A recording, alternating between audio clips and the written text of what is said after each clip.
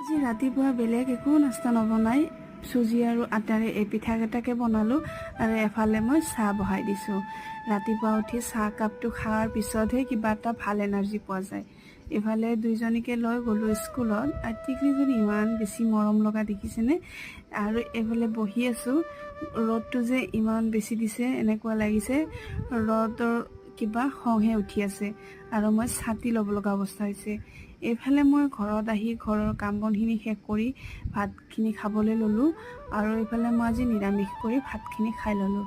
আৰু দুপৰীয়া ইমান বেছি গৰম লাগি থকাৰ বাবে মই গাটো ধুব গ'লোঁ আৰু গা ধুই আহি এখেতেও দেখিও যে আহি পালে, সেয়ে এওঁৰ কাৰণেও চাহ কাপটো বনালোঁ আৰু আমি খালোঁ আৰু এওঁক মেগীও বনাই দিলোঁ, মেগী খাম বুলি কোৱাৰ কাৰণে। ৰাতি আকৌ ভাতখিনিও খাই ল'লোঁ, আজি মাছে মঙহে চব খাই দিলোঁ। তাৰপিছত ৰাতি ভাত খাই অকণমান বাহিৰলৈ বুলি খোজকাঢ়িব ওলাই গ'লোঁ। আৰু এইখিনি আছিল আজি ভিডিঅ'।